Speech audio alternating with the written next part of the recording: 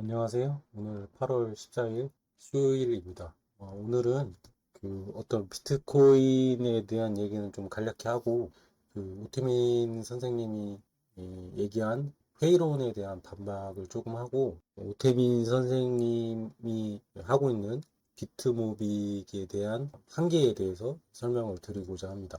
이제 조금 또 약간 비트모빅을 까는 입장이 되기 때문에 또 그분들이 몰려오셔가지고 조금 공격을 하면 어떡하나 좀 불안한 마음이 들기도 하는데 살살 말해야죠.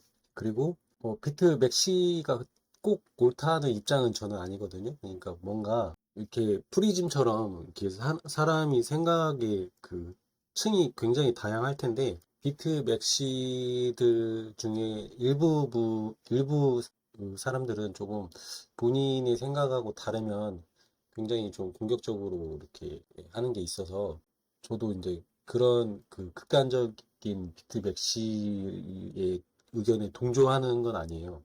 또 이렇게 하면 또 그분들이 몰려오셔가지고 또 공격할 수도 있겠지만 제가 이제 하고자 하는 말은 뭐냐면 그냥 제 의견을 제시하는 건데 이게 이제 비트코인이나 뭐 알트코인이나 투자를 하시는 분들은 이렇게 반대 의견을 제시하는 거에 대해서 굉장히 공격적인 게 어쩌면 당연하다고는 생각이 돼요. 왜냐면 이게 저희가 그냥 백분 토론에서 그냥 사회 이슈로 떠오른 안건에 대해서 그냥 이렇게 의견을 비춰보거나 그런 정도로 그냥 끝나는 게 아니고 알트코인이든 비트코인이든 비트모빅이든 여기 지금 투자하신 분들은 자기 재산을 걸고 하는 거란 말이에요.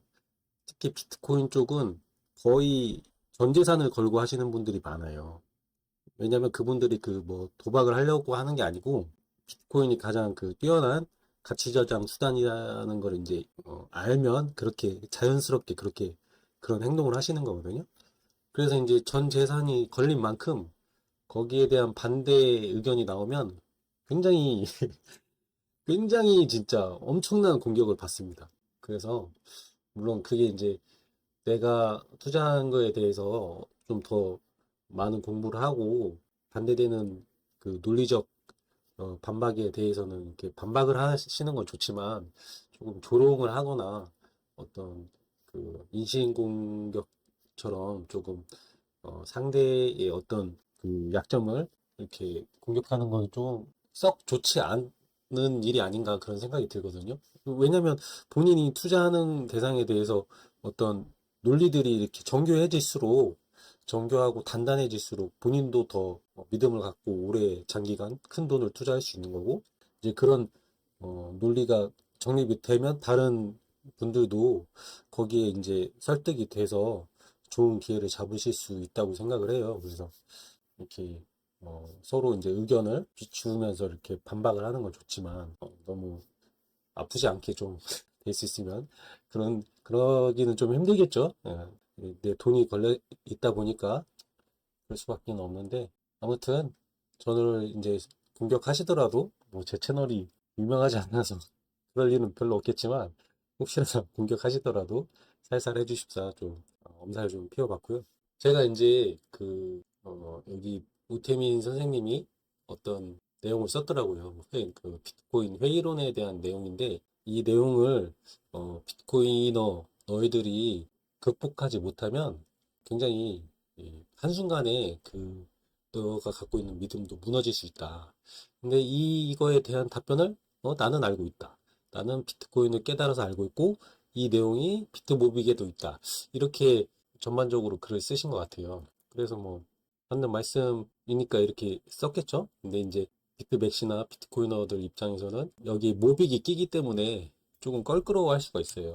특히 이제 비트맥시들은 비트코인 빼고는 다 알트는 다 굉장히 안 좋은 거라고 생각을 하기 때문에 그 공격의 그 강도가 굉장히 셉니다. 근데 저도 이제 뭐 지금 어차피 오태민 선생님을 이제 어떻게 보면 공격하는 입장에서 지금 이 영상을 찍고 있지만 그냥 알트코인도 그냥 제 본분을 하고 있다고 생각을 해요. 저 개인적인 입장에서는 선물을 하는 거나 비트코인을 계속 사고팔고 하면서 비트코인 수량을 늘릴 수 있다고 생각하는 의견에 대해서 동조하지는 않지만 그 활동 자체가 어떤 의미는 있다고 생각을 하거든요. 그 의미가 뭐냐면, 예를 들어서 여러분이 회사에서 굉장히 능력 좋고 그런 걸로 인정을 받아서 승진을 빨리 해요. 그러면 물론 여러분이 뛰어나서 승진을 한 거죠. 근데 여러분만 뛰어나니까 승진을 여러분이 잘나서 한 건가? 이거는 생각해 볼 주제라는 거죠. 왜냐면 여러분보다 일을 못하는 직원들이 있으니까 받쳐줄 거 아니에요. 받쳐준다는 거는 여러분하고 대조가 되기 때문에 여러분이 일을 잘한다는 게 부각이 돼서 승진을 빨리 할 수 있는 거잖아요. 그러면 일을 잘 못하는 직원들이 없으면 어떻게 돼요? 여러분이 일을 잘 하는지 잘 안 하는지 모르니까 그냥 그 체계에 맞게 승진을 하겠죠. 더 빨리 한다거나 이런 거 없이. 그래서 제가 드리고 싶은 말은 꼭 나쁜 건 없다. 이런 생각이에요. 제 생각은. 빛과 그림자가 있는 것처럼 사회나 어떤 현상에 있어서는 정이 있으면 반이 있고 당연히 그 반대되는 어떤 부분들이 있다고 생각을 하거든요.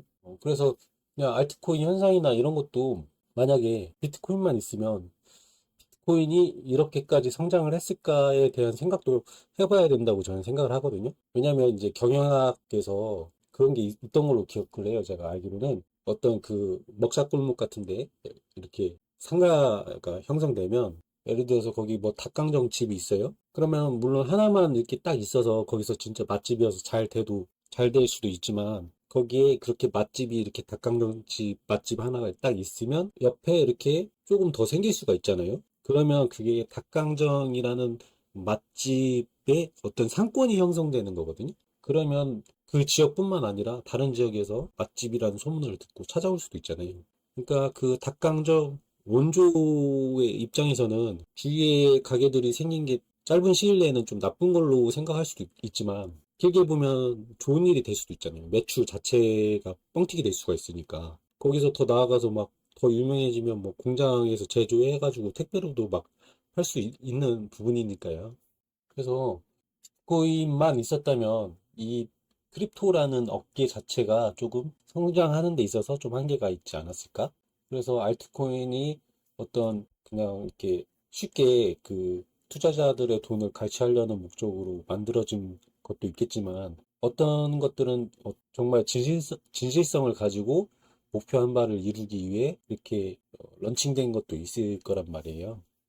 이게 그거를 골라내는 거는 이제 투자자들의 몫이고 어려운 일이긴 하지만 어쨌든 이제 결론적으로 말씀드리고 싶은 거는 모든 일에 어떤 빛과 그림자가 있으니까 그거를 저희가 꼭 그 그림자에 대해서 너무 그렇게 막 공격을 하는 게 그러니까 공격을 너무 할 필요는 없지 않나? 그냥 그런 생각이 드는 거예요. 그냥 그거는 세상 일이 다 그런 건데 말이 주서 없는데 좀 그렇게 얘기를 하는 스타일이니까요. 좀 이해를 해주시고 들어주시면 감사하겠습니다. 그래서 이제 한 가지 이제 그 우티민 선생님이 하는 비트모빅에 대해서 이제 제가 하고 싶은 말은 뭐였냐면 다 뭐 이해합니다.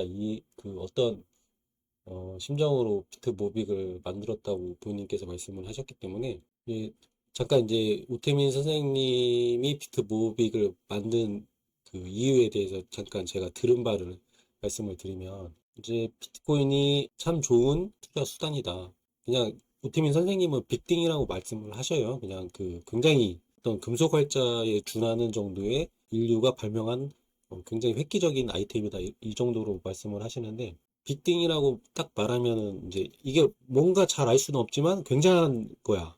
여기에 그래서 내가 투자를 하면 좀 돈을 벌 수 있겠어. 이런 생각을 하셨던 거죠. 그리고 그 확신이 굉장히 강했기 때문에 주변 분들을 설득하고 이제 나아가서는 대중들한테도 이제 설명을 하신 거죠.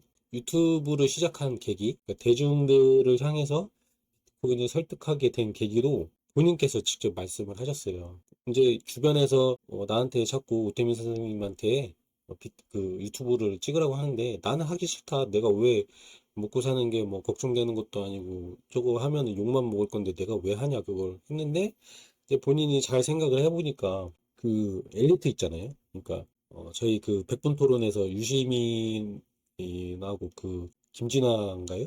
그분하고 이렇게 토론한 게 굉장히 유명하잖아요. 그런 엘리트들은 비트코인이 뭔가에 대해서 좀 접해보고 판단할 수 있는 기회가 있었다. 근데 우리 일반 대중 서민들은 그런 기회조차 없었는데 그건 이제 너무하지 않냐. 그 기득권들은, 엘리트들은 본인 먹고 살 걱정은 없겠지만 서민들은 진짜 하루하루가 고된 일터에 나가서 이렇게 열심히 일을 하고 오는데 뭔가 희망이 있는 미래를 조금 그릴 만한 이 아이템이 있는데 그거를 쳐다볼 기회조차 없다는 건 좀 너무 한다고 생각한다. 그래서 그 기회, 그러니까 서민들이 이제 투자하고 안 하고는 본인의 몫이지만 일단 그들의 눈에 한번 비춰질 기회는 제공해야 된다 생각해서 유튜브를 하셨다고 했거든요. 그래서 그 기회를 제가 좀 늦게 잡긴 했지만 작년에 잡은 거죠. 그래서 저는 굉장히 고맙게 생각을 하기 때문에 사실 이렇게 오태민 선생님을 비판하는 데 있어서 조금 부드럽게 할 수밖에 없고 조금 하고 싶지 않은 마음도 살짝 있어요. 그 사람 마음이죠, 그게. 근데 이제 어, 그 모빅을 만든 거는 본인이 이렇게 비트코인을 많이 이렇게 알렸음에도 불구하고 기회를 잡은 사람들이 별로 없다. 굉장히 안타까운 일이잖아요. 그래서 본인이 생각할 때 3, 4천만 해도 솔직히 작은 돈이 아니잖아요. 3, 4천이면 직장인 연봉급이기 때문에 3, 4천이면 굉장히 큰 돈이다. 이 돈을 가지고 비트코인 한 개를 사는 사람이 없을 거다. 이제 서민들은 비트코인 못 산다. 이렇게 판단을 하신 거죠. 지금 8,400인데 뭐 말해 뭐 하겠어요? 4천일 때도 그렇게 말씀하셨는데 8천이면 이제 서민들은 아예 못 산다 생각을 하시겠죠. 그래서 비트모빅을 만드셨다는 거예요. 이게 내가 비트코인하고 똑같다고 알고 있어요. 저는 이거 그 하드포크 했다고 알고 있거든요. 비트코인하고 똑같은 걸 만들 건데 이게 너희들이 알다시피 내가 굉장히 비트코인을 잘 알고 있고 이 크립토의 어떤 생태계에 대한 이해도가 높은 사람이기 때문에 나를 믿고 투자해라. 저는 그렇게 이해를 했어요. 이해를 했는데 비트모빅이 일정 부분 성공할 거라는 거는 저도 예상을 하고 있거든요. 왜 예상을 했냐면 그 처음에 비트모빅, 비트모빅을 받으려고 하면 관악산인가 그 등산을 해야 됐었어요. 근데 이제 저는 처음에 비트코인을 이해한 계기 자체가 비트코인에는 비용이 들어갔다는 거에 대해서 그 부분에 대해서 이제 깨달음을 얻고 비트코인을 이해한 거거든요. 그래서 비트모빅도 거기에 비용을 쓰는 사람들 일부러 그러니까 돈을 직접 지불한 건 아니지만 그 이동을 하거나 비행기 싹을 내거나 그런 부분이 있기 때문에 반드시 그 이하의 가격으로는 본인이 들어간 노동력 밑으로는 안 팔려고 한단 말이에요. 웬만하면. 그래서 가격이 형성되고 여기에 계속 어떤 에너지들이 들어가면 일정 부분 성공할 수 있을 거라는 거는 저도 알고 있었지만 내가 비트코인을 이해한 마당에 이더리움도 일부 샀었어요. 맨 처음에는. 샀다가 생각해보니까 비트코인 공부하면 공부할수록 비트코인을 더 사야지 다른 알트 살 여력이 없는 거예요. 이더를 섞어 가는 게 수익률은 더 좋다고 통계도 나와 있는데 이게 그러면 수학적으로 제가 투자 판단만 했을 때는 이더리움을 10%라도 섞어야 되거든요. 근데 비트코인 이해하면 그렇게 안 된다는 거예요. 이더리움 넣었던 돈도 다 팔아가지고 비트코인으로 바꿨단 말이죠, 저는. 근데 뭐 비트모빅은 뭐 말해 뭐 하겠어요. 아예 그냥 투자할 생각도 안 했죠. 그래서 이제 다시 좀 옆길로 샜지만 비트모빅을 만든 이유가 비트코인 투자 기회를 잃은 사람한테 그들이 그 서민분들이 조금 어떤 미래에 대한 희망을 가질 수 있도록 경제적 성공을 이룰 수 있도록 도움을 주겠다. 그래서 만들었단 말이에요. 근데 이 논리에 결정적인 하자가 있어요. 그걸 말씀드리려고 하는 거예요. 결정적인 하자가 이 좀 이따 좀 깊게 설명을 드리겠지만 박경철 선생님이 한 명강의가 있는데 W를 찾아서라는 강의가 있거든요. 여기에 보면 0.1%의 뛰어난 사람이 어떤 W를 찾고 0.9%의 통찰력과 직관을 갖춘 사람들이 이 W를 추정한다는 거예요. 그리고 나머지 99%는 그냥 잉여인간으로 남아있다는 거거든요. 이게 본인이 무슨 책을 읽었을 때 이렇게 서술이 되어 있었다고 했고, 본인이 이제 경험한 바에 비춰봤을 때 맞다고 설명을 한 거죠. 그리고 이제 W를 찾으면 여기에 투자를 하면 경제적으로 성공을 하니까 이제 내가 한 번에 W는 찾았는데 다음 W가 뭔지 이제 찾으러 간다. 그 얘기예요. 그래서 제가 여기서 드리고 싶은 말은 이게 W가 생기는 이유가 세상이 그냥 그래서 생기는 거예요. 이게 그러니까 파레토의 법칙도 보면 세상의 모든 부의 80%는 상위 20%의 부자한테 속해 있다고 하거든요. 그러니까 상위 20%가 세상의 80%의 부를 가져가는 거예요. 이게 왜 그러냐고 하면은 그냥 그런 거예요. 그냥 이 W가 W인 이유 자체가 1%밖에 이걸 이해 못하기 때문에 W인 거예요. 이거를 100%의 사람들이 다 이해하면은 그 자체가 W가 아니겠죠. 그러니까 비트코인이 W란 말이에요. 굉장한 어떤 획기적인 아이템이란 말이죠. 근데 이 W를 모든 사람이 이해를 하면 그 자체로 그게 W가 안 된다고요. 이 W는 1%밖에 이해를 못하기 때문에 그래서 W가 된다는 거예요. 이 파레토의 법칙이 왜 모든 영역에서 다 나타나냐면 그냥 세상에 그렇게 세팅돼 있어요. 저도 몰랐지만 그냥 그 사람들은 이해를 해서 그 사람들이 그만큼의 부를 가져가고 어떤 그 여기서 보면 이런 사례들이 그냥 생기는 거예요. 이렇게 보면은 20%의 운전자가 전체 교통 위반의 80%를 정도를 차지한다. 20%의 범죄자가 80%의 범죄를 저지른다. 성과의 80%는 근무 시간 중 20%의 시간에 이루어진다. 즐겨 입는 옷의 80%는 옷장에 걸린 옷의 20%에 불과하다. 이게 다 그냥 그렇다니까요. 그냥 그렇게 되어 있어요. 이 세상이. 그러면 우태민 선생님이 비트 모빅을 만들어서 본인이 원래 그 이루고자 했던 취지, 서민들이 부를 이룰 수 있는 기회를 주고 싶다. 그 취지를 이루려면 이거를 세상을 바꿔야 돼요, 본인이. 본인이 2대8 법칙, 파레토의 법칙을 바꿔야 된다니까요, 본인이. 세상에 어떤 이치라고 될 만한 것들을 바꿔야 된다고요.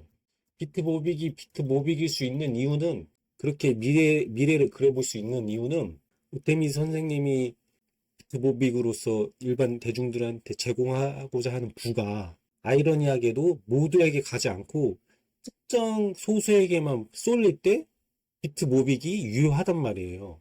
그러면 그 비트모빅이 예를 들어서 우리나라 정부에서 모든 국민에게 뭐 하나씩 뿌리든가 이렇게 사업을 추진한다고 해요. 그러면 그건 비트모빅으로서 가치를 못 갖는다니까요. 그러니까 이제 오태민 선생님이 극복을 해야 되는 문제는 이 문제죠. 비트코인을 내가 아무리 설명해도 소수의 사람들만 알아들어. 그래서 우리나라 국민들이 그 부를 가질 수 있는 기회를 잃는 게 너무 안타까워서 비트코인을 똑같이 복사해서 비트모빅을 만들었어. 비트모빅으로 내가 비트코인만큼은 아니어도 그래도 발 뻗고 편하게 잘 보금자리를 마련하고 어떤 뭐 좀 그럴싸한 자동차도 굴리면서 외식도 가끔 할 수 있는 어떤 그 정도의 부를 마련해 주고 싶어 서민들한테 비트모빅으로요. 그러면 그 비트모빅이 지금 상황도 현 상황을 본인이 가장 잘 아시겠죠. 누가 이해를 해요? 일반 대중은 이해를 못 한다니까요. 비트모빅을 이해한 일부만 이해하고 있잖아요. 우태민 선생님도 직접 본인 입으로 말을 해요. 이렇게 비트모빅을 이렇게 뭐 반박하거나 그런 분들에 대해서 너 내가 이렇게 쌀 때 사라고 했는데 하나라도 그냥 가져갈 수 있는 기회가 있었는데 책에 깨어 있었는데 그거 안 사고 나중에 후회한다 너네도 후회한다 반드시 내가 후회하게 해주겠어 막 이런 말 한단 말이에요. 그 말은 뭐예요? 비트모빅을 안 사는 사람들이 반드시 있을 거라는 걸 본인도 알고 있단 말이에요. 그러면 본인이 말한 취지하고 안 맞아요. 그러니까 맨 처음에 취지 자체가 비트코인을 뭐 세상에 1%만 이해를 했어요. 이 사람들은 이제 나중에 부자가 되겠죠. 근데 나머지 99%는 부자가 못했기 때문에 여기가 비트코인이고요. 밑에가 비트모빅이면 이 99%의 사람들 중에 1%의 사람이 비트모빅으로 부자가 될 수 있어. 그럼 여기 또 99%가 또 남을 거 아니에요. 그러면 여기 비트모빅 2를 만들 거냐 이 말이죠. 무한대로 해야 되잖아요. 그래서 이 논리가 안 맞다는 거예요.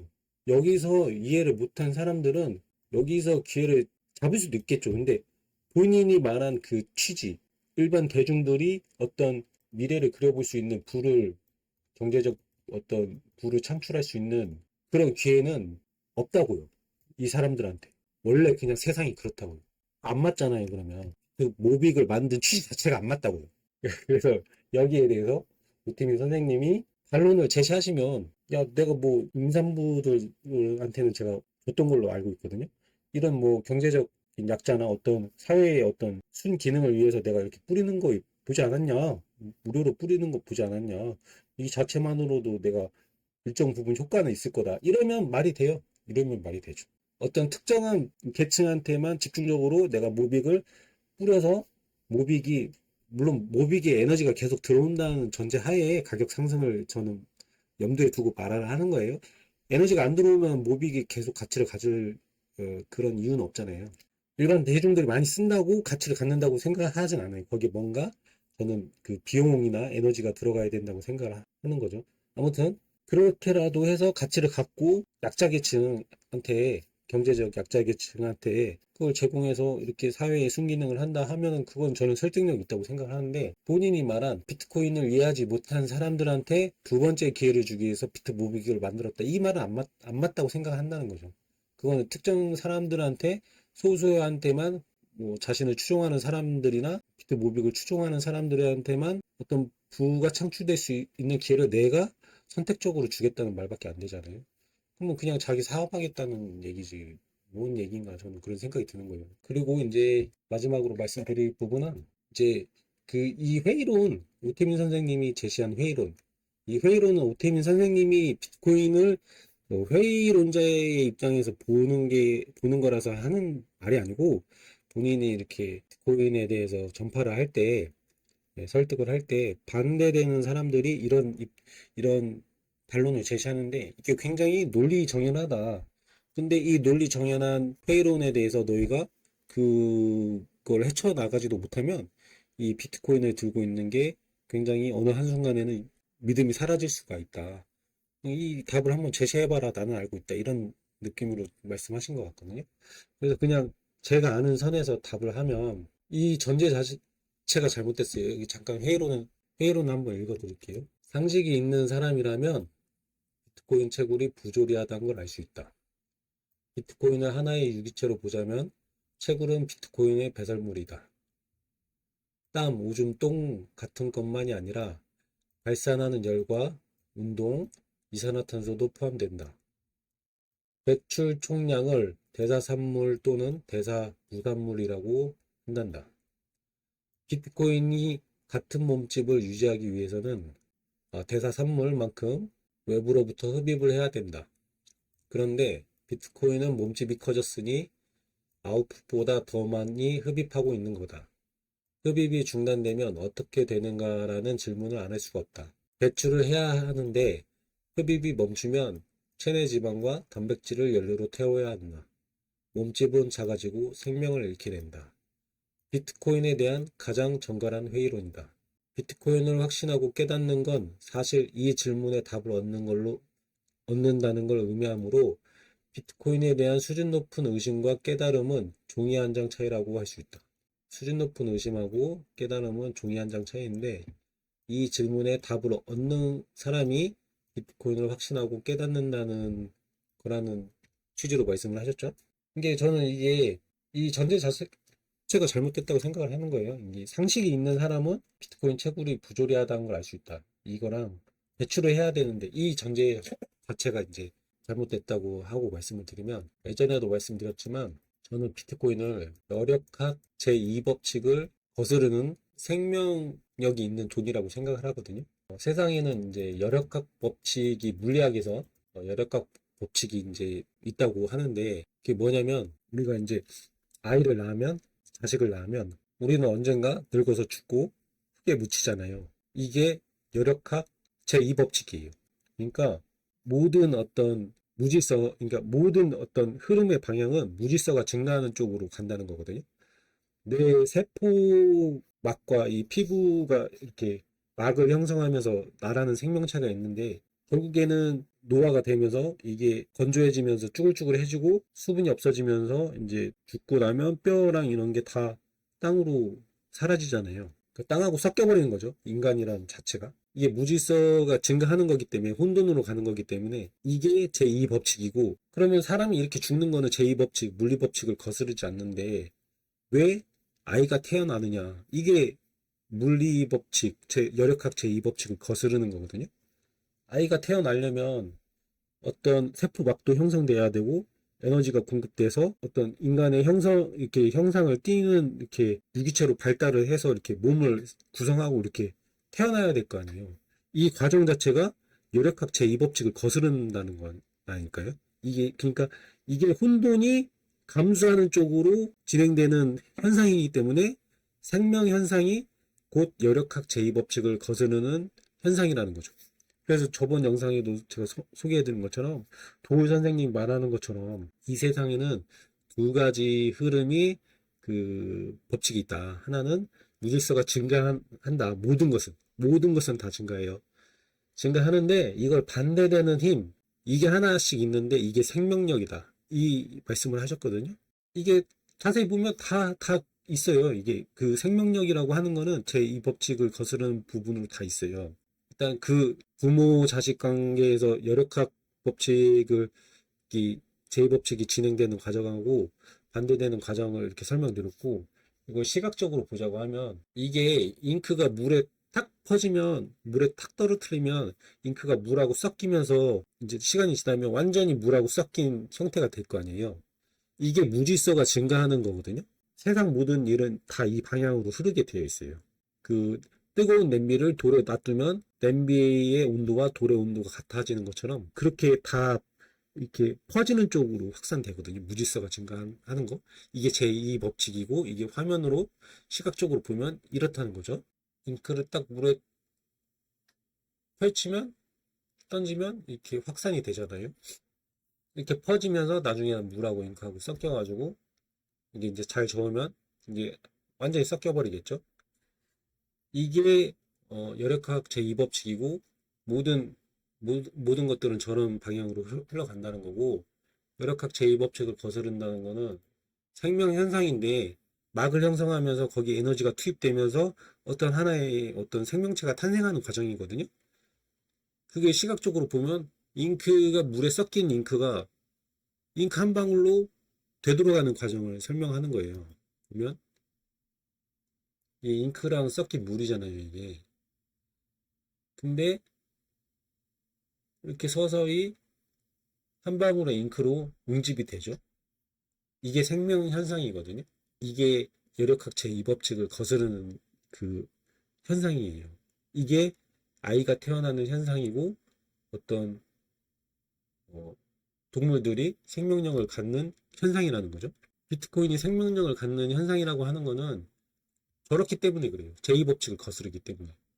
여기서는, 여기 회의론에서는 채굴이 쓸데없는 짓이고 이게 배설이라고 하지만, 이거 비트코인을 옹호하는 입장에서, 제 입장에서 보면 채굴은 에너지를 어떤 막을 형성하는 곳에 투입하는 과정이에요. 이게 막이 먼저 생겨야 돼요. 막이 생겨야 여기에 에너지를 넣으면 이게 그 안에 잘 당기는 거거든요. 그럼 비트코인이라는 어떤 이 네트워크에 쓰이는 비트코인이라는 코인에 이렇게 어떤 코드 데이터에 이렇게 막이 있으면 여기에 전기를 넣는 거예요. 이 전기의 양이 늘어날수록 이 생명력이 강해지는 거겠죠. 그래서 이 전제가 잘못됐다는 거예요, 여기서. 여기서 보면, 여기서 말하는 게 비트코인이 같은 몸집, 이게 곧 가격이란 얘기죠. 비트코인이 가격을 유지하기 위해서는 외부로부터 흡입, 전기 에너지를 받아야 돼요. 여긴 맞죠, 말이? 그런데 비트코인 가격이 커졌으니 아웃풋보다 더 많이 흡입하고 있는 것이다. 전기 에너지가 계속 많이 들어온다는 얘기예요. 증가하고 있다는 얘기예요. 그런데 이제 흡입이 중단되면, 여기에 더 이상 전기 에너지가 투입이 안 되면 어떻게 되는가라는 질문을 안 할 수가 없다. 어떻게 되는가, 이제 회의론자와 옹호론자가 여기서 갈린다는 거죠.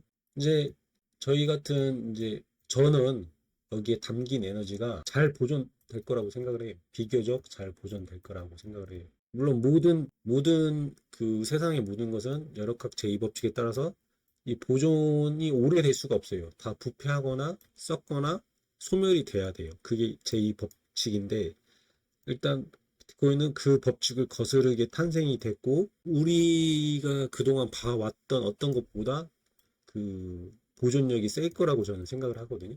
여기서 배출을 해야 되는데 흡입이 멈추면 이 말이 틀렸다는 거예요. 그러니까 배출을 한다는 게 그 어떤 에너지를 계속 배출하는 게 열역학 제2법칙에서 보면 맞아요. 그거는 에너지를 계속 배출해 가면서 그게 뜨거운 냄비가 바위 위에 있으면 그 열이 이렇게 계속 발산되면서 이제 열이 똑같아지는 거죠, 온도가.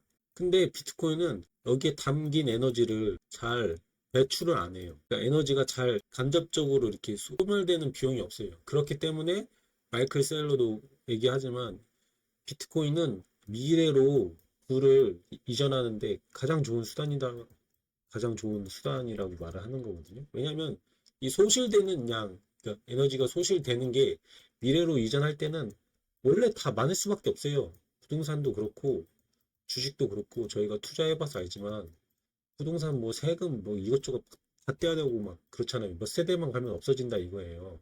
주식도 그렇고 이게 미래로 보내려면 어쩔 수 없이 그런 것들을 배출해야 되는데 비트코인은 그렇지 않다는 거예요. 여기에 잘 보관이 돼 있다는 거죠. 그게 왜 그러냐고 하면은 그냥 그렇게 만들었어요.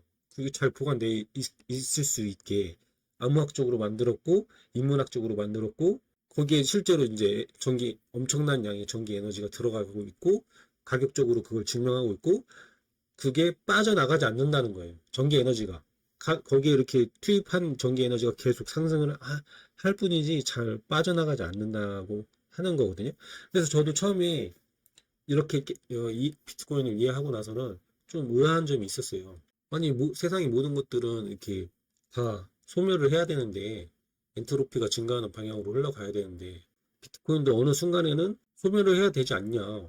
세상에 그렇지 않은 건 없지 않냐. 생명이라는 것도 일시적으로 열역학 제2법칙을 거스를 뿐이지, 결국에는 다 그 큰 법칙을 따라서 소멸을 해야 되는 거 아니냐 이런 생각이 들면서 비트코인은 언제 어떤 방식으로 소멸이 될까 그런 생각을 했었거든요. 근데 일단 지금으로 봤을 때는 소멸될 이유가 별로 없어요. 제가 아무리 생각해봐도 여기서 어떤 에너지가 빠져나간다는 경우를 생각을 해야 되는데 그런 경우가 별로 없더라고요. 겨우겨우 생각해낸 게 거래소 수수료?